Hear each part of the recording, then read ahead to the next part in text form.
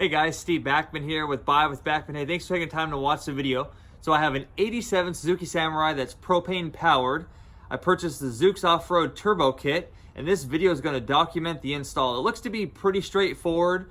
I'm by no means a mechanic. I can get my way around, right? But so this hopefully will help you out. I looked all over YouTube, all over the web. There wasn't really much info on this kit, so I'm going to detail what came with it and maybe what changes I've done along the way, if any. Thanks for tuning in. Don't forget to hit the subscribe button down there for more videos of my Samurai and also my Jeep.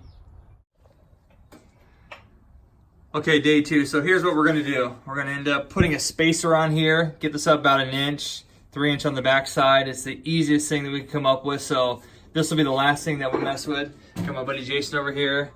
We've got everything torn apart, coolant drain, oil pans off. So just getting ready. Tap the oil pan for the return line. Here's the oil feed or the oil return. Got some main fittings to install. Jason just pulled this off. Put 1 inch adapters on everything. I'm gonna run this huge 1 inch supply tube. And then there's the bigger regulator that I had to get. So, and then Jason had to fab up these adapters, right? So on the bottom there, so we can do the intake tubes right to that. So here we go. 1, 2, 3, come on!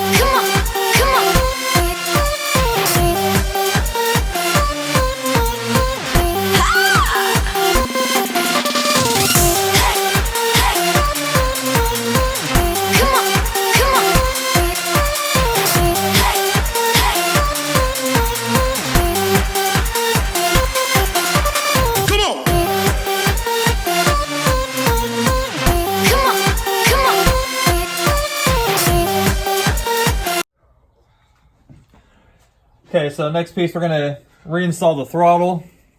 This is the piece that Jason made, the adapter piece. We're gonna put the 90-degree elbow. My throttle didn't have that. I think that this is something that Got Propane will sell you, but we had to fabricate my own gasket here, so turned out pretty well. And we're gonna pull the regulator out here in a second and hopefully start knocking away on the upper stuff. 1, 2, 3, come on!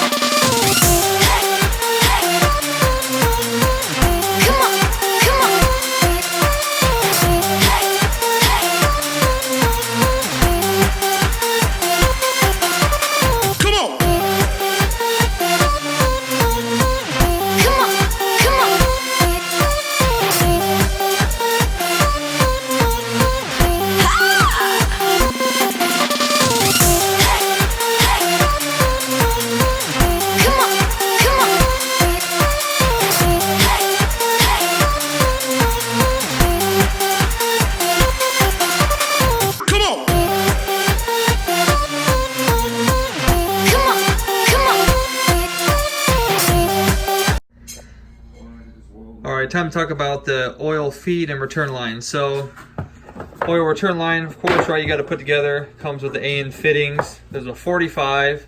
This is going to go through or to the oil pan, back up.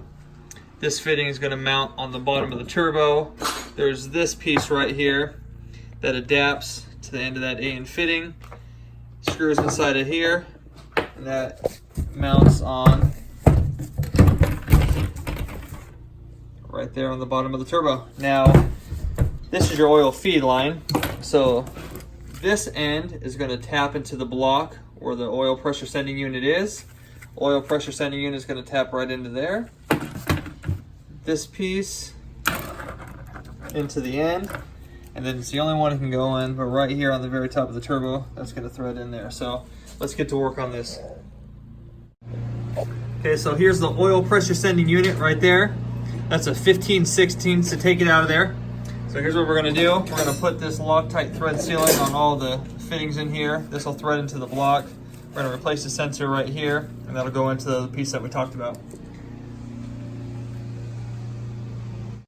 1, 2, 3, come on!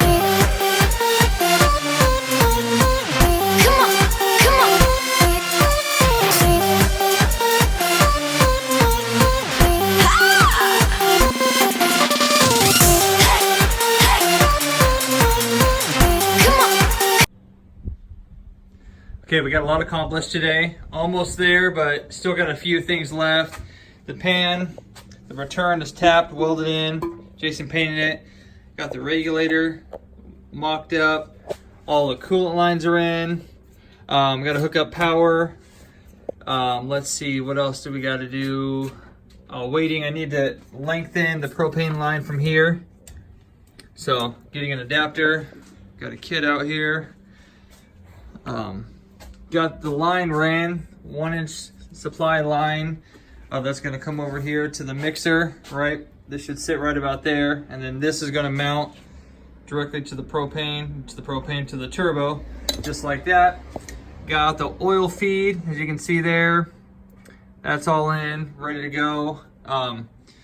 Really close so far. Last thing I gotta do over here too, that hole is a little, messed up, so I got to re-tap it before I get the manifold on, and then I have the pieces coming to lengthen the manifold so the turbo can sit up a little bit higher and clear these shock towers. So overall, pretty productive day. Probably another 3 hours and this thing will be up and running.